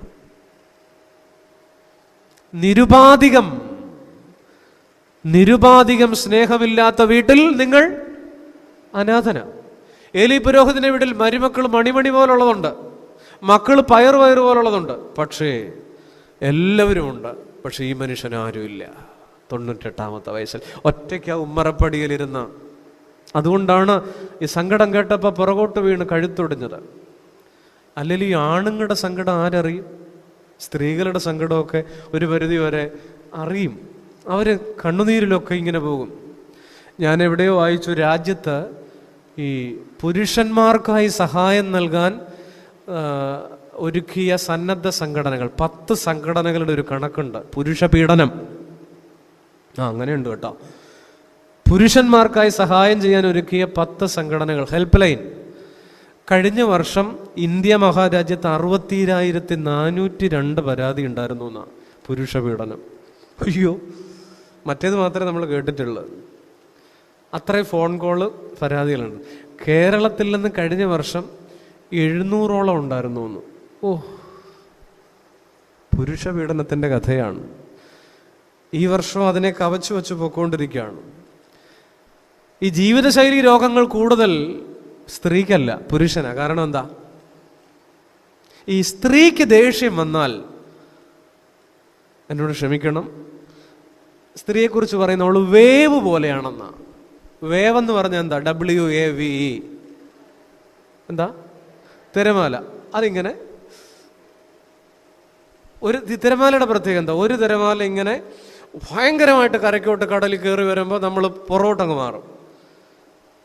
പിന്നെ നോക്കുമ്പോൾ ഒരു 5 മിനിറ്റത്തേക്ക് വരത്തില്ല, തീരത്തോട്ട്. അപ്പം നമ്മൾ കുറച്ചുകൂടെ ഇറങ്ങി നിൽക്കും. പിന്നെ ഒരു വരവുണ്ട്, അത് മുമ്പേ വന്നതിൻ്റെ ചേട്ടനാ പിന്നെ അടുത്ത തിരമാല. അതിങ്ങനെ കയറിയും കുറഞ്ഞു. സ്ത്രീയുടെ ദേഷ്യം പലപ്പോഴും ഇങ്ങനെ വേവ് പോലെയാണെന്ന്. അത് എപ്പോഴും എങ്ങനെയെന്നുള്ളതാണ്. അവളുടെ സങ്കടം അങ്ങനെ തന്നെയാണ്. അത് പലപ്പോഴും വേവ് പോലെ സ്റ്റീൽ പാത്രത്തിൻ്റെ പുറം, അലൂമിനിയം പാത്രത്തിൻ്റെ വശം, ഫ്രിഡ്ജിൻ്റെ ഡോറ്, അടുക്കളയുടെ കതക് മുതലായ സാധനങ്ങളിൽ അവൾ ആരോപിച്ചു തീർക്കും. പക്ഷെ പുരുഷൻ്റെ ദേഷ്യവും സങ്കടവും പലപ്പോഴും കേവ് പോലെയാണെന്ന്. കേവ്, CAV എന്ന് പറഞ്ഞാൽ ഗുഹ. പുള്ളി ഈ ഒരു ഗുഹയിലൊക്കെ കയറുന്ന പോലെ. ഒരു സ്ട്രെസ് വന്നാൽ, ദേഷ്യം വന്നാൽ 3 ദിവസത്തേക്ക് പിന്നെ തീറ്റ എടുക്കുകയല്ല, 4 ദിവസത്തേക്ക് പിന്നെ മിണ്ടുകയല്ല. അങ്ങനെയുള്ള കുറേ കലാപരിപാടികളുമായിട്ട് പുള്ളി ഇങ്ങനെ വീട്ടിലും പരിസരത്തും സമീപത്തെ ജംഗ്ഷനിലും ഒക്കെ ആയിട്ട് കറങ്ങി നടക്കും. ആ നാളുകളിൽ പുള്ളി എത്രയും വൈകി വീട്ടിൽ വരാനായിട്ട് റിസർച്ച് ചെയ്തുകൊണ്ടിരിക്കും. കേവ് പോലെയാണ് പുള്ളി ഇങ്ങനെ അങ്ങ് ഒതുങ്ങി നടക്കും. ഞാൻ ഉൾപ്പെടെയുള്ള ആണുങ്ങളുടെ കാര്യമാണ് പറയുന്നത്. നിങ്ങൾക്ക് സന്തോഷമായില്ലേ? അപ്പം ഈ പുരുഷൻ ഇങ്ങനെ കേവ് പോലെ ഒതുങ്ങിക്കൂടുമ്പോൾ അവൻ്റെ സ്ട്രെസ്സും കൂടുതലാണ്. അതുകൊണ്ട് ജീവിതശൈലി രോഗങ്ങൾ കൂടുന്നു. അതുകൊണ്ടാണ് ഈ ഏലി പുരോഹിതൻ്റെ വീട്ടിൽ വേറെ ആർക്കും അറ്റാക്ക് വന്നില്ല. പെട്ടകം പിടിപെട്ടു പോയി എന്ന് പറഞ്ഞപ്പോൾ ആർക്കും മാത്രമേ അറ്റാക്ക് വന്നുള്ളൂ? ഈ പാവപ്പെട്ട ആണൊരുത്തിന് മാത്രമേ എന്ത് വന്നുള്ളൂ? അറ്റാക്ക് വന്നുള്ളൂ. ഈ പുരുഷൻ്റെ പ്രത്യേകത അതെ, മുന്നോട്ടും പിന്നോട്ടും വയ്യാത്ത രീതിയിൽ അവനിങ്ങനെ നിൽക്കും. നടുവിൽപ്പെട്ട് കിടക്കുന്ന ഭാര്യ ഒരു സൈഡിൽ, ഭാര്യ ഒരു സൈഡിൽ, അമ്മ, ഇങ്ങനെ പല സൈസ് ഉണ്ടായിട്ട് മുന്നോട്ടും പിന്നോട്ടും ഒക്കാത്ത രീതിയിൽ. ഞാൻ ഇവിടുത്തെ കാര്യമല്ല, ആഫ്രിക്കയിൽ ഏതോ ഗോത്രവർഗത്തിൻ്റെ ഇടയിലെ കാര്യമാണ് ഞാൻ പറയുന്നത്. നിങ്ങളാരും വിചാരിക്കല്ലേ. അങ്ങനെ ഇങ്ങനെ ബൾബ് ഫ്യൂസ് ആവുന്ന പോലെ പുള്ളി ഒരു ദിവസം അങ്ങ് പോത്തേ ഉള്ളൂ. ഇതിൻ്റെ ഇടയ്ക്ക് ഉണക്കമയും പോലെ പുള്ളി അങ്ങ് ആവുക. ചോര നീരൊന്നും ഇല്ല. പിന്നെ ഈ കണ്ണീരൊക്കെ പുറത്ത് കരയാനൊക്കാത്തതുകൊണ്ട് കണ്ണീരൊക്കെ ഇറങ്ങി മീശയ്ക്കകത്ത് ഇറങ്ങി മീശയും വിളന്ന് ഇതല്ല ഇങ്ങനെ നടക്കുന്നു എന്നുള്ളതേ ഉള്ളൂ. പുരുഷൻ്റെ ജീവിതശൈലി പ്രശ്നങ്ങളൊക്കെ ഇങ്ങനെയാണ്. ഏലി പുരോഹിതൻ തൻ്റെ വീട്ടിൽ ഇത് നന്നായിട്ട് അനുഭവിച്ചു. ഈ സംഘടനകളൊന്നും പുരുഷന് വേണ്ടിയിട്ടല്ല. അതുകൊണ്ട് അവൻ തനിയെ ഇരുന്ന് കരയും. പലപ്പോഴും ഈ ആണുങ്ങളൊക്കെ ഈ ബലംപിടുത്തം മാത്രമേ ഉള്ളൂ, അല്ലേ? ബലംപിടുത്തം മാത്രമേ ഉള്ളൂ. ഓർക്കുക, അങ്ങനെ ഏലി പുരോഹിതൻ്റെ ഈ വാർദ്ധക്യത്തിൽ ആ പുരുഷൻ എന്ന നിലയിൽ അദ്ദേഹം അനുഭവിച്ച ആ വലിയ ഏകാന്തതയുണ്ട്. ഓർക്കുക, ഈ ഭാഗം ഞാൻ രണ്ടാമത്തെ ചിന്ത എവിടെ വിടുമ്പോൾ ഓർക്കണം, വാർദ്ധക്യത്തിൽ കൂട്ടുണ്ടാവുക. മോശയുടെ കരങ്ങൾ താഴാതെ അഹ്റോനും ഹൂരും ഒക്കെ സൈഡിൽ നിന്ന് താങ്ങിപ്പിടിച്ചതുപോലെ നമ്മുടെ പ്രായമുള്ളവരുടെ തല താഴാതിരിക്കാൻ ഒന്ന് താങ്ങിപ്പിടിക്കാം. എന്നെ കേൾക്കുന്ന കൗമാരത്തിൽ യൗവനത്തിലുള്ള മക്കളെ, നമ്മുടെ വീട്ടിലുള്ള പ്രായമുള്ളവരുടെ തല താഴാതിരിക്കാൻ, ആ കരങ്ങൾ താഴാതിരിക്കാൻ അവരെ ഒന്ന് താങ്ങിപ്പിടിക്കാം. അതാണ് വേണ്ടത്. ഏലി പുരോഹിതൻ്റെ ജീവിതം. ഇന്ന് ഞാൻ പറഞ്ഞത് വൃദ്ധർക്ക് വേണ്ടിയിട്ടാണ്. ഓർക്ക് നമ്മൾ അനുഭവിക്കുന്ന ഈ സന്തോഷം, ദാവീദിന്റെ പട്ടണത്തിന്റെ പ്രൗഢിയുടെ പിൻപിൽ വരമ്പ തന്തി ഉറങ്ങിയ വല്യപ്പൻ ബോവസിന്റെ വിണ്ടുകീറിയ പാദങ്ങളുടെ കഥയുണ്ട്. ബോവസിന്റെ കൊച്ചുമോന്റെ മോനാണ് ദാവീദ്. എല്ലാ ജീവിതങ്ങളുടെയും നന്മകളുടെ പിൻപിൽ, യോസഫിന്റെ കളപ്പുരകൾക്ക് പിൻപിൽ അബ്രഹാമിന്റെ അലച്ചിലുകളുണ്ട്. ശലോമോന്റെ മാളികകൾക്ക് പിൻപിൽ ദാവീദിന്റെ കവിണയും കല്ലുമുണ്ട്. സങ്കീർത്തനങ്ങളുടെ ശ്രുതി ഭംഗിക്ക് പിൻപിൽ ദാവീദിന്റെ മരുഭൂമിയിലെ ഗദ്ഗതങ്ങളുണ്ട്. ഭാഗ്യവതി എന്ന് മറിയം കേട്ട പേരിന്റെ പിൻപിൽ ഒരു പഴയ ജീവിതത്തിന്റെ കയ്പനുഭവങ്ങളുണ്ട്. അങ്ങനെ ഒരുപാട് വേരുകളുടെ വെയിലാണ് നമ്മുടെ തണലെന്നുള്ളതൊന്നും മറന്നു പോകരുത്. രണ്ടാമത്തെ ചിന്ത ഞാൻ അവിടെ അവസാനിപ്പിക്കുക. ഏലി പുരോഹിതൻ ഏറ്റുവാങ്ങിയ ശാപം, 2 പരാജയങ്ങൾ അദ്ദേഹത്തിന് പറ്റിയത്. ഒന്നാമത്തേത് അഴകോടെ ആരംഭിച്ചു, അഴുക്കോടെ അവസാനിപ്പിച്ചു. രണ്ടാമത്തേത് വാർദ്ധക്യം വല്ലാത്തൊരു നീറ്റലായിപ്പോയി. ഈ വർത്തമാന കാലഘട്ടത്തിൽ നമ്മുടെയൊക്കെ വീടുകളിൽ ഒരുപാട് ഉരുകുന്ന ജീവിതങ്ങൾക്ക് വേണ്ടി, പ്രായമുള്ള പല മനുഷ്യരുടെയും ജീവിതങ്ങൾക്ക് വേണ്ടി, ഞാൻ ഈ കഴിഞ്ഞ സമയത്ത് ഒരു വീട്ടിൽ ചെന്നപ്പോൾ ഒരു അമ്മച്ചി മാത്രമേ ഉള്ളൂ, ഒരു സെർവൻ്റ് നോക്കുന്നുണ്ട്. ബാത്റൂമിൻ്റെ അവിടെ ഒരു 3 മീറ്റർ നീളമുള്ള ഒരു ഓസ് ചുരുട്ടിയിട്ടിരിക്കണം. മക്കൾ പുറത്താണ്. അപ്പോൾ ആ ഓസ് എന്തിനാണെന്നൊരു, സാധാരണ ഓസ് പുറത്തൊക്കെ നമ്മൾ പോത്തിനെ കുളിപ്പിക്കാനോ കാളെ കുളിപ്പിക്കാനോ വണ്ടി കഴുകാനോ ഒക്കെ ഇട്ടേക്കും. അകത്തെ അറ്റാച്ച്ഡ് ബാത്റൂമിൻ്റെ മുമ്പിൽ ഈ ഓസ് ഇങ്ങനെ ചുരുട്ടിയിട്ടേക്കണത് എന്തിനാണെന്ന് ഞാൻ ഒരു വേള ശങ്കിച്ചു. അവിടെ നിന്ന് എനിക്ക് സംഗതി കിട്ടി. ഈ അമ്മച്ചി അത്ര അങ്ങോട്ട് അനുസരിക്കുന്ന അമ്മച്ചിയല്ല, നല്ല പ്രായമായി, പിന്നെ കുറച്ച് വൃത്തിക്കുറവും ഒക്കെ ഉണ്ട്. ഈ സെർവൻ്റ് സ്റ്റൂളിൽ ഇങ്ങനെ പിടിച്ചിരുത്തിയിട്ട് ഈ ടാപ്പിൽ നിന്ന് ഓസ് ഇങ്ങനെ കണക്ട് ചെയ്ത് ഓസ് വെച്ചിങ്ങനെ കുളിപ്പിക്കത്തേ ഉള്ളൂ, ഇങ്ങനെ ഇത്തിരി ദൂരെ നിന്നിട്ട്. അത്തരം ഒരു കാഴ്ച, അത്തരം ഒരു ദൃശ്യം എൻ്റെ മനസ്സിൽ ഇങ്ങനെ മായാതെ നിൽക്കുമ്പോൾ, ഈ വിഷയം ഞാൻ സംസാരിക്കുമ്പോൾ, ഒത്തിരി വീടുകളിലുണ്ട് പ്രിയപ്പെട്ടവരെ ഒറ്റപ്പെട്ടു പോയ വാർദ്ധക്യം, തകരുന്ന വാർദ്ധക്യം, തളർന്നു പോകുന്ന വാർദ്ധക്യം. അതുകൊണ്ട് എന്നെ കേൾക്കുന്ന കുഞ്ഞുമക്കളെ, ഇന്ന് രാത്രി നമുക്ക് തീരുമാനിക്കാം, നമ്മുടെ പ്രായമുള്ളവർ ഇത്തിരി കൂടെ ഒന്ന് കരുതാം, ഇത്തിരി കൂടെ ചേർത്ത് പിടിക്കാം. മോശ കണ്ടൊരു തേജസ്സുണ്ട്, മുള്ളുകൾക്കിടയിലെ തേജസ്. 80-ാമത്തെ വയസ്സിൽ മരുഭൂമിക്ക് അപ്പുറം ചെന്നു, മുൾപ്പടർപ്പിനിടയ്ക്കൊരു തേജസ് കണ്ടു. ജീവിതത്തിൽ ഒത്തിരി മുള്ളുകളുള്ള കാലമാണ് വാർദ്ധക്യം, എല്ലാം മുള്ളാണ്. അതിൻ്റെ ഇടയ്ക്കൊരു തേജസ് കണ്ട് കടന്നു പോകാൻ അവർക്കൊരു കാഴ്ച കൊടുക്കാം. മൂന്നാമത്, ഏലി പുരോഹിതന്റെ 3-ാമത്തെ പരാജയം അദ്ദേഹത്തിൻ്റെ വീടിൻ്റെ പരാജയമാണ്. പരസ്യ വിജയങ്ങൾക്കിടയിൽ തകർന്നു പോകുന്ന ഗാർഹിക അടിത്തറ. ഡൊമസ്റ്റിക് ബേസസ് ക്രംബിൾഡ് ആയിരുന്നു. പബ്ലിക് വിക്ടറീസ് ധാരാളം ഉണ്ടായിരുന്നു. പരസ്യ വിജയങ്ങൾക്കിടയിൽ വീട് തകർന്നുപോയി. ഞാൻ പറഞ്ഞില്ലേ, ഏലി പുരോഹിതനും 98 വയസ്സ്, 40 വർഷത്തെ സർവീസ്, ആള് പബ്ലിക് അഡ്രസ്, ഭയങ്കര ക്ലീൻ ഇമേജ് ആണ്. പക്ഷേ ദ സൺസ് ഓഫ് ഏലി വെയർ സ്കൗണ്ടറൽസ്. ഏലിയുടെ മക്കൾ താന്തോന്നി, തെമ്മാടിക്കൂട്ടം, മലയാളം ബൈബിളിൽ നീചന്മാർ. ചന്തമുള്ള വൈദികനായിരുന്നു ഏലി, പക്ഷെ ദുരന്തമായി മാറിയ ഒരു അപ്പനാണ്. കാരണം ഏലി വാസ് സോ ബിസി. പുള്ളിക്ക് ഭയങ്കര തിരക്കായിരുന്നു. ദൈവത്തിൻ്റെ പെട്ടകം ശുശ്രൂഷിക്കുന്ന സ്ഥലത്ത് ഭയങ്കര തിരക്കാണ്. ശുശ്രൂഷയുടെ തിരക്ക്, ഒടുക്കത്തെ തിരക്കിൽ ഓടിക്കൊണ്ടിരിക്കുന്ന ഏലി, ഹി വാസ് സോ ബിസി. നമ്മുടെ കാര്യമാണ്, നമ്മളൊക്കെ വളരെ ബിസിയിൽ ഓടിക്കൊണ്ടിരിക്കുക. പബ്ലിക് വിക്ടറീസ് ഒത്തിരി പറയാൻ നമുക്കുണ്ട്, പക്ഷെ നമ്മുടെ വീട് തകർന്നു പോകുന്നു. നിങ്ങൾ ഓർക്കണം, ഈ ഹൊഫ്നി ഫിനെഹാസുമാണ് ഏലിയുടെ മക്കൾ. ഇതുങ്ങളാണ് പിഴയാണെന്ന് ഞാൻ പറഞ്ഞത്. ഈ പിള്ളേരുടെ കൂടെ വളർന്ന ഒരാളുണ്ട് ആ പെട്ടകത്തിൻ്റെ അടുത്ത്, ആരാന്നറിയാം? ശമൂവേൽ ബാലൻ. ആ കുഞ്ഞു മാത്രം നന്നായി വളർന്നു. ശമൂവേൽ ബാലൻ നന്നായി വളർന്നു. എന്തുകൊണ്ട്? ആ ശമൂവേൽ മാത്രം തിന്മ ചെയ്യാതെ മാറി നിന്നു.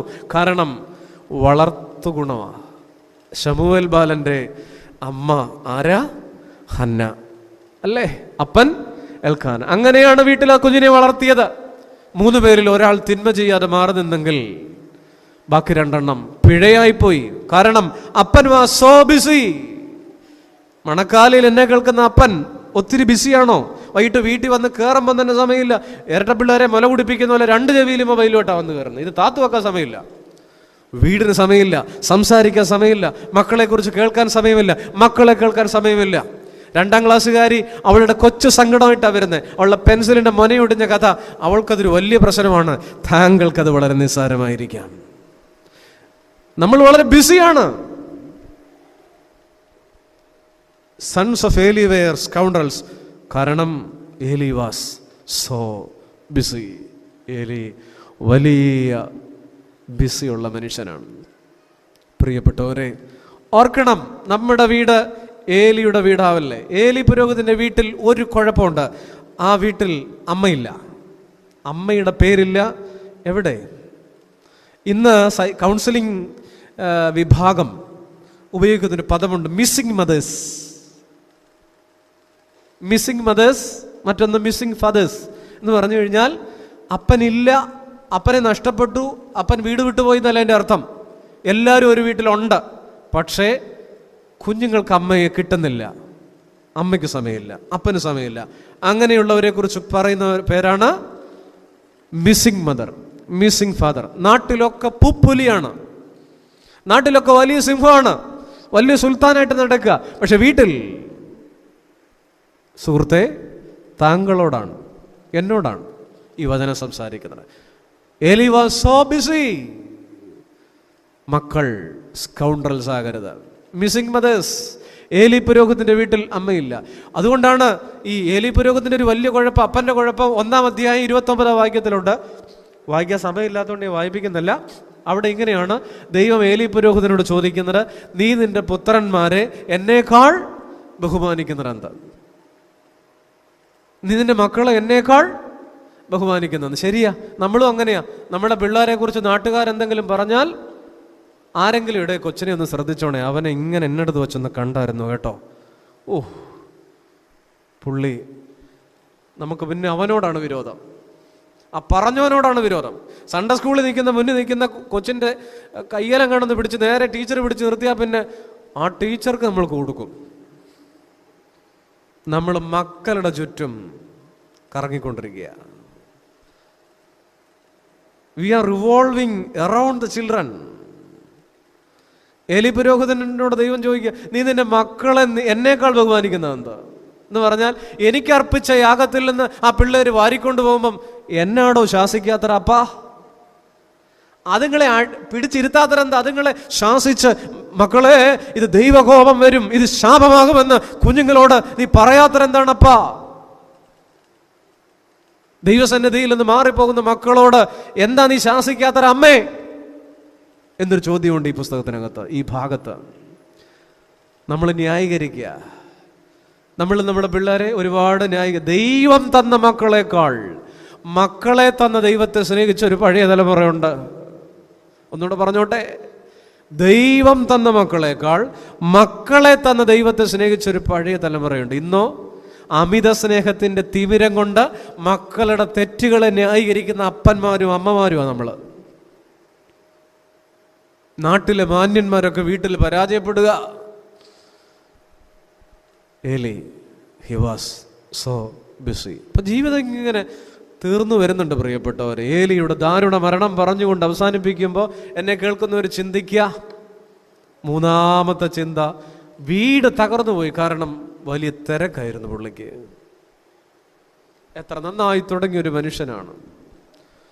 സഹോദരങ്ങളെ, ജീവിതം ഇങ്ങനെയാണ്. ദാമ്പത്യത്തെക്കുറിച്ച് ആരോ 2 വരി ഇങ്ങനെ എഴുതിയിട്ടുണ്ട്, പ്രായമുള്ളവരോടാണ്. ഇനി നമുക്കൊരൽപ്പം പ്രേമിച്ചിടാൻ തുടങ്ങിടാം, കാമുകി കാമുകന്മാരാവാം, നമുക്ക് പിരിയേണ്ടയോ.